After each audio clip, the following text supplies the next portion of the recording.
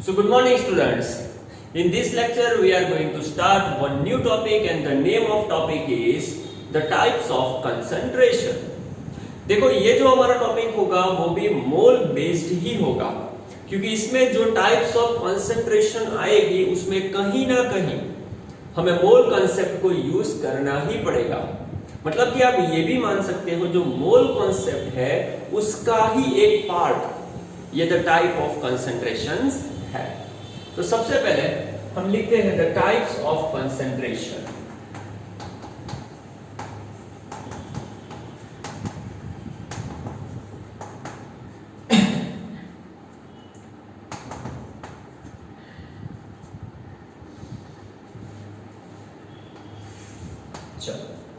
Okay student, सबसे पहले बात हम करते हैं जो कंसंट्रेशन होती है उसको हमने दो पार्ट में डिवाइड किया है। कंसंट्रेशन को हमने दो पार्ट में डिवाइड किया हुआ है। जो पहला पार्ट है वो बेस्ड ऑन टेम्परेचर है और जो दूसरा पार्ट है वो बेस्ड ऑन मास है। दो पार्ट में हमने कंसंट्रेशन को डिवाइड किया है। जो पार्ट वन है वो टेम्परेचर पे बेस्ड है, यानी कि टेम्परेचर पर वो डिपेंड करता है, और जो दूसरा पार्ट है वो मास पे बेस्ड है, यानी कि वो मास पे डिपेंड करता है। सबसे पहले हम बात करते हैं द कंसंट्रेशन की उस टाइप्स को, कंसंट्रेशन को उस प्रकारों को हम डिस्कस करेंगे जो टेम्परेचर पे डिपेंड होंगे। तो कौन सी टाइप्स ऐसी है जो टेम्परेचर पे डिपेंड करती है? तो वो है percentage of weight by volume, percentage of volume by volume, उसके बाद आती है मोलारिटी और दूसरी आती है नॉर्मालिटी। तो ये जो चार टाइप है वो डिपेंड करती है टेम्परेचर पर। कैसे टेम्परेचर पर डिपेंड करती है वो भी हम पढ़ने वाले हैं। जब इंडिविजुअल इन सभी को हम पढ़ेंगे तो उसमें आपको पता चल जाएगा कि किस तरह से वो टेम्परेचर पे डिपेंड करती है। उसी प्रकार से जो मास बेस्ड कंसंट्रेशन है वो है percentage of weight by weight, molarity, फिर होता है मोल फ्रैक्शंस, और एक आती है ppm एंड ppb।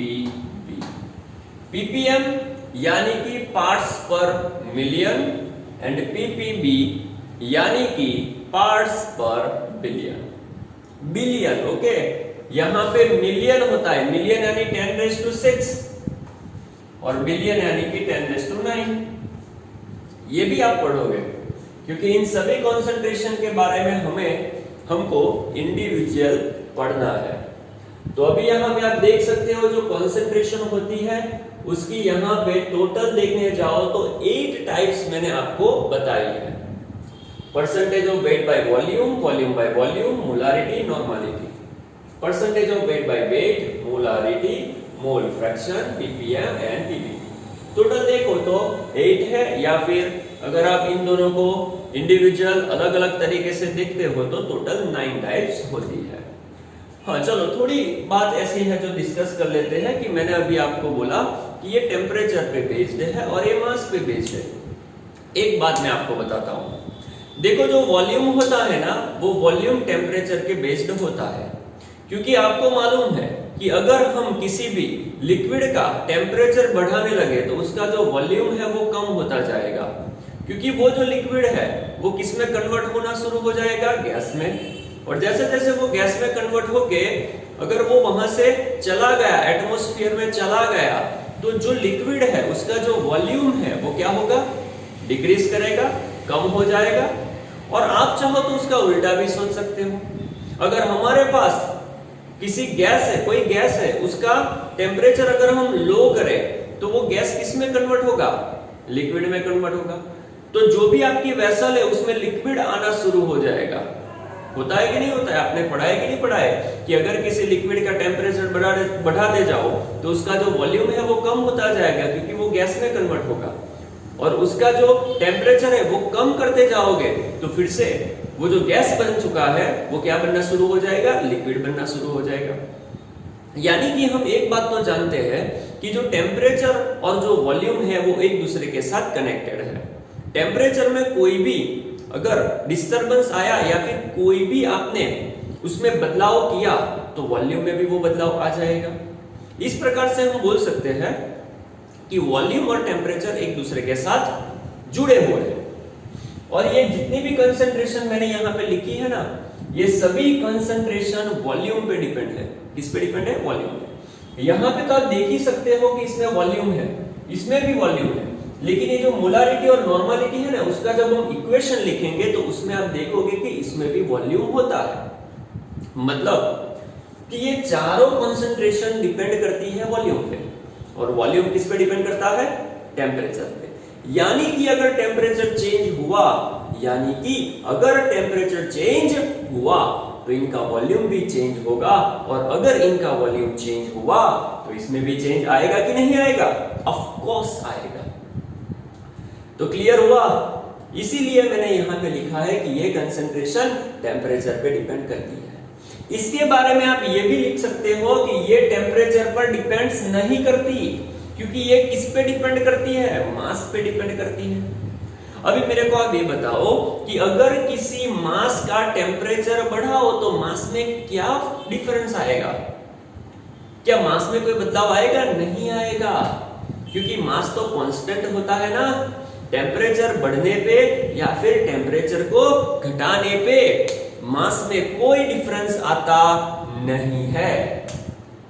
इसीलिए ये जो कंसंट्रेशंस है वो मास बेस्ड है, यानी कि इस पर, इन सभी पर टेम्परेचर का कोई असर होता नहीं है।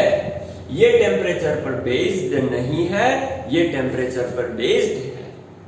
एक मार्क का क्वेश्चन कभी कभी एग्जाम में, स्कूल लेवल के एग्जाम में आता है, वो हमें कहते हैं कि इनमें से कौन टेम्परेचर पे बेस्ड है। इनमें से अगर टेम्परेचर को चेंज करूं तो नीचे में से कौन चेंज हो जाएगा?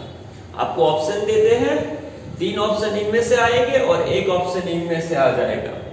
तो इनमें से जो ऑप्शन होगा वो आपको लिखना है कि अगर टेम्परेचर चेंज हुआ तो ये इनमें से अगर कोई कंसंट्रेशन है तो वो चेंज हो जाएगी। क्लियर?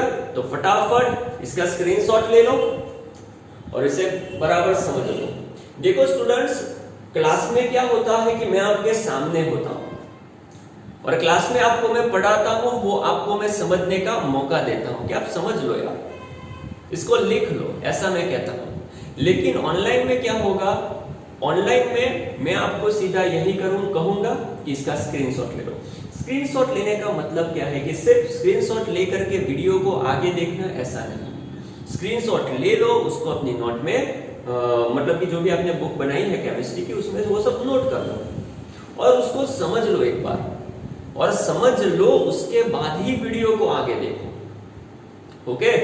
तो फटाफट इसका स्क्रीनशॉट ले लो, समझ लो और फिर आगे वीडियो को कंटिन्यू करो। चलो अब हम आगे बढ़ते हैं। देखो, इसके बाद अब हम इंडिविजुअल एक टाइप को पढ़ने वाले हैं, लेकिन उसके पहले एक काम करते हैं, मैं कुछ टर्म्स आपको बताना चाहता हूं क्योंकि वो आगे जाके आपको न्यूमेरिकल्स में भी काम आएंगे। तो सबसे पहले कुछ ऐसी टर्म्स कि कंसंट्रेशन को लिखा कैसे जाता है, तो उसके बारे में हम देख लेते हैं।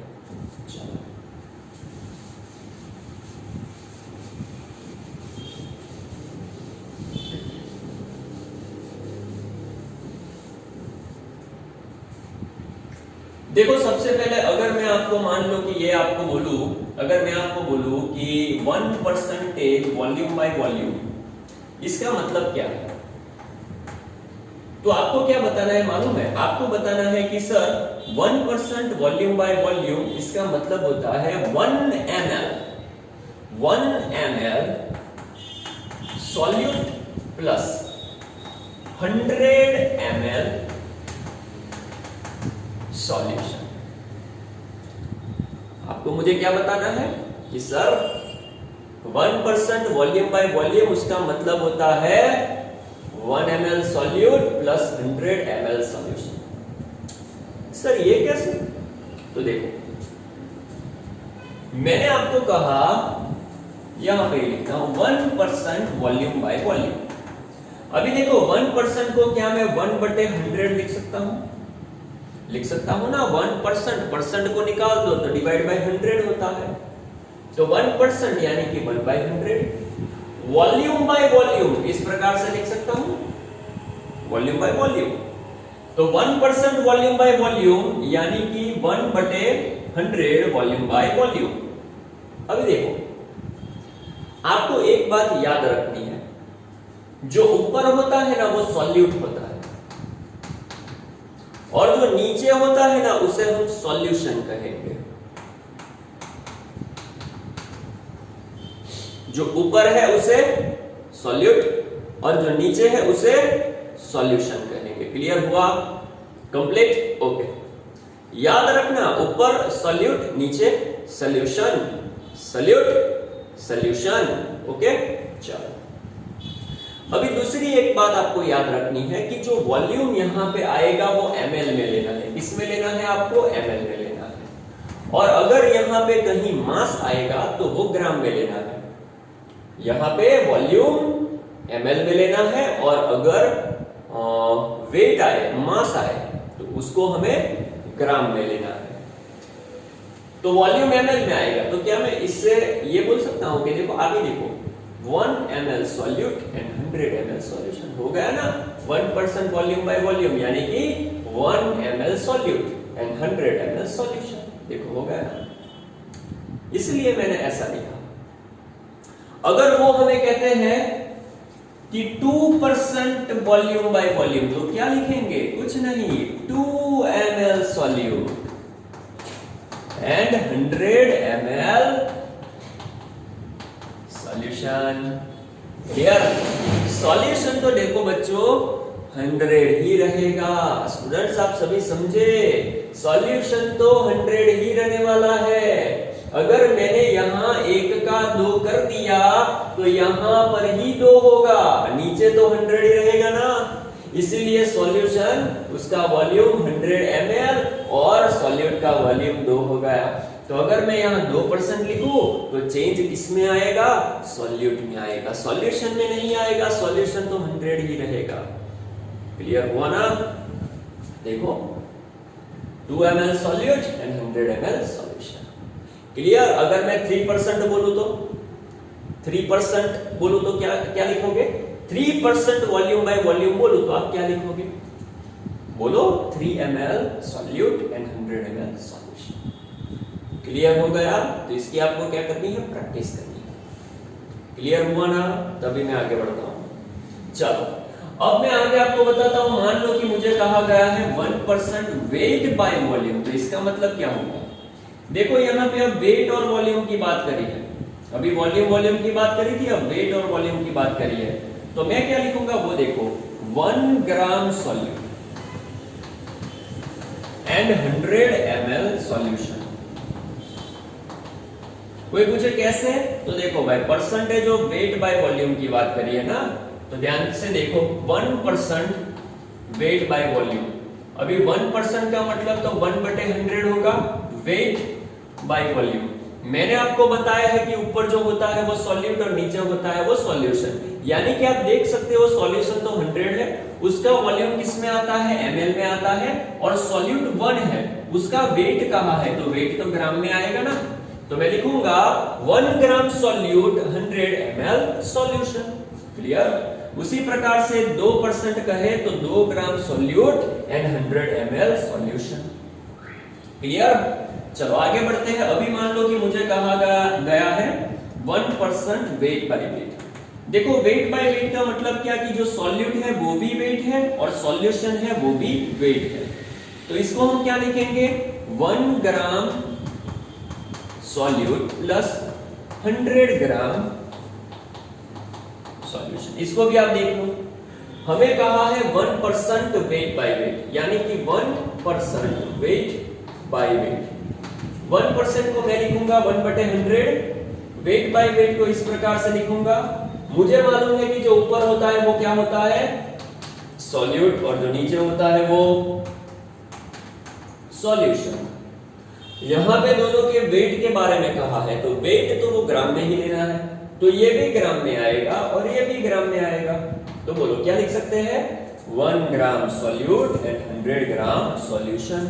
1 ग्राम सॉल्यूट और 100 ग्राम सॉल्यूशन।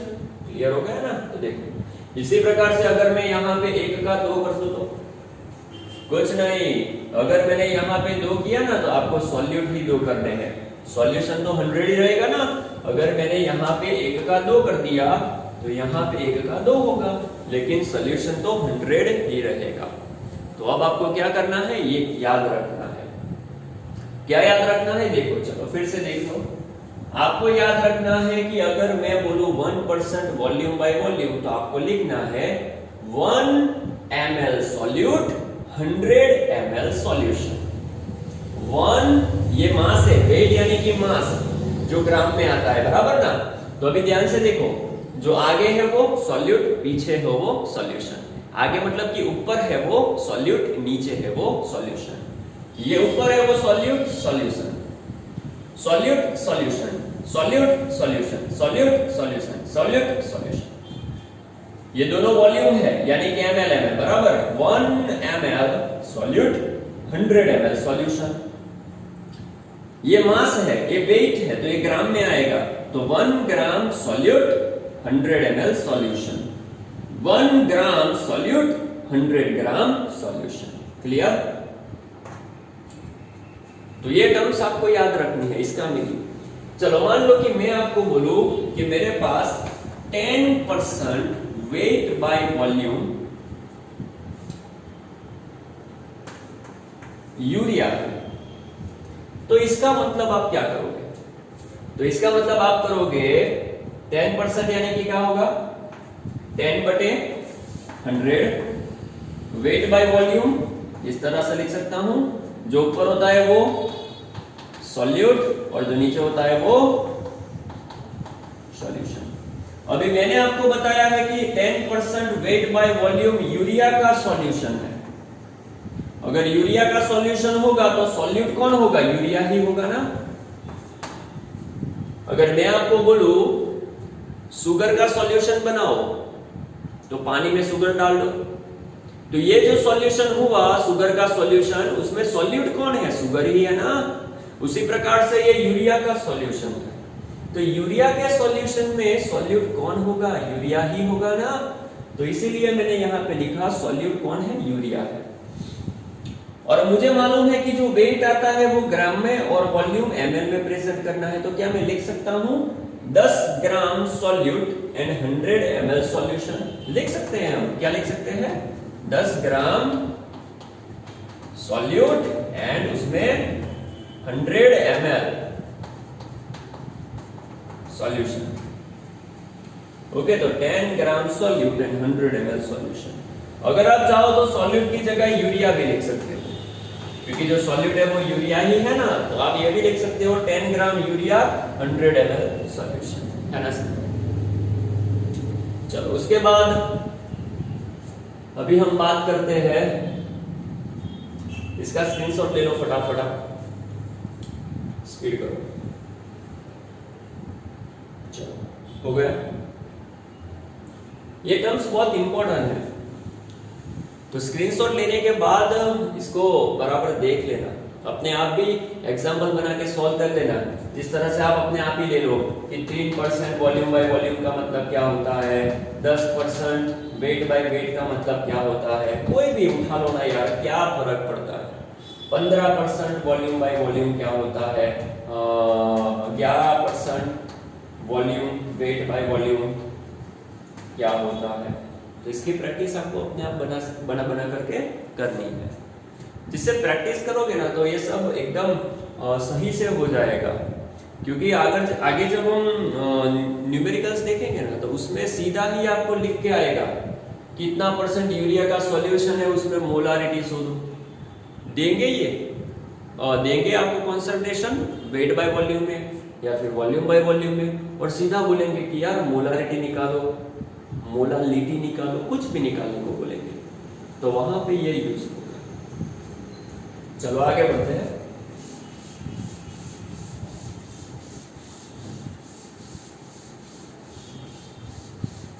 अभी हम बात करते हैं, मान लो कि हमें कहा गया है 1 मोलर। 1 मोलर को कभी कभी नहीं, 1 मोलर को ऐसे भी लिखा जाता है 1 मोलर, ये शॉर्ट में है, कैपिटल एम मोलर को, यानी कि मोलारिटी को प्रेजेंट करता है। तो देखो 1 मोलर का मतलब क्या होगा? 1 मोलर का मतलब होता है कि 1 मोल सॉल्यूट एंड 1 लीटर सॉल्यूशन।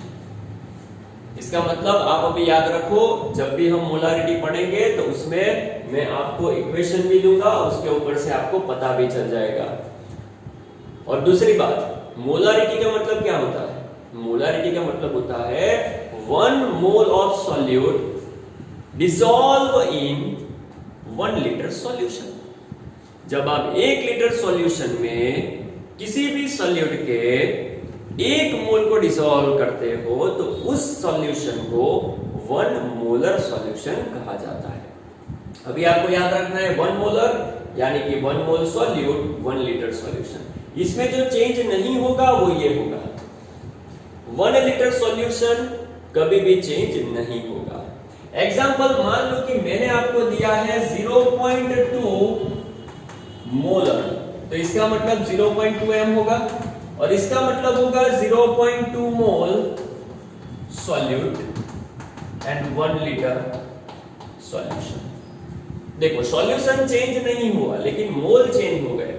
अगर मोलारिटी चेंज होती है तो मोल चेंज होते हैं, सॉल्यूट 1 लीटर ही रहता है।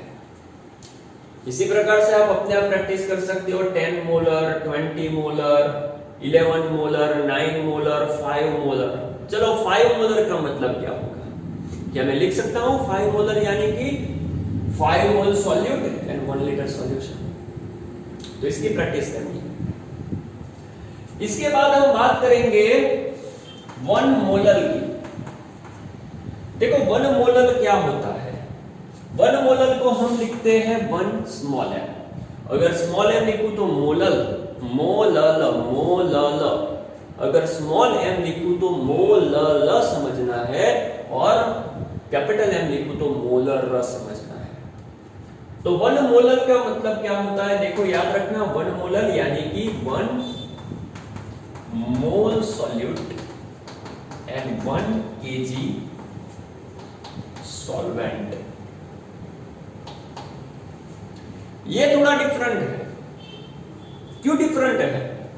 क्योंकि अभी हमने जितने भी देखे उसमें सॉल्यूट के साथ सॉल्यूशन आता है, लेकिन ये टर्म ऐसी है जिसमें सॉल्यूट के साथ सॉल्वेंट आता है। इसमें सॉल्यूशन नहीं आता, इसमें क्या आता है? सॉल्वेंट आता है, और वो भी सॉल्वेंट का वेट इन केजी आता है। तो आपको ये याद रखना है, ये भी हमें इंडिविजुअल पढ़ना है, उसमें आपको इसका भी मतलब इसके बारे में भी मालूम पड़ जाएगा। तो 1 मोलर का मतलब होता है 1 मोल सॉल्यूट एंड 1 किलोग्राम सॉल्वेंट। अगर मैं आपको बोलूं 3 मोलर, तो इसका मतलब क्या होगा? 3 मोल सॉल्यूट एंड 1 kg सॉल्वेंट। यहां पे ये 1 kg कभी भी चेंज नहीं होगा। अगर मोलालिटी चेंज हुई तो मोल बदलेंगे, लेकिन सॉल्वेंट कभी भी नहीं बदलेगा, वो 1 kg ही रहेगा। तो क्लियर हुआ आपको? चलो अभी हम क्या करते हैं, सभी कंसंट्रेशन को बारी बारी देखते हैं। लेकिन कंसंट्रेशन को देखेंगे उसके पहले एक काम करो, जो भी मैंने आपको ये पढ़ाया है वो शांति से एक बार चेक कर लो, और उसकी 1-2 बारी प्रैक्टिस भी कर लो। अपने हिसाब से इसको बनाओ और लिख लिख के उसकी प्रैक्टिस कर लो। कोई जल्दी नहीं है, शांति से करेंगे और बढ़िया से करेंगे। देखो क्या करना है कि जो भी करे कम से कम करे, लेकिन क्या करना है? परफेक्ट करना है। एक बार करने के बाद उसको दूसरी बार देखना नहीं हो, उस प्रकार से हमें करना है। तो ये जो भी मैंने अभी आपको कराया है, शांति से एक बारी उसको देख लो, उसको नोट कर लो और उसकी क्या कर लो, प्रैक्टिस कर लो। तो नेक्स्ट लेक्चर में हम क्या पढ़ेंगे, टाइप्स ऑफ कंसंट्रेशन और उसके बेस्ड न्यूमेरिकल्स पढ़ेंगे। ओके, तो फटाफट इसे नोट कर लो। Thank you.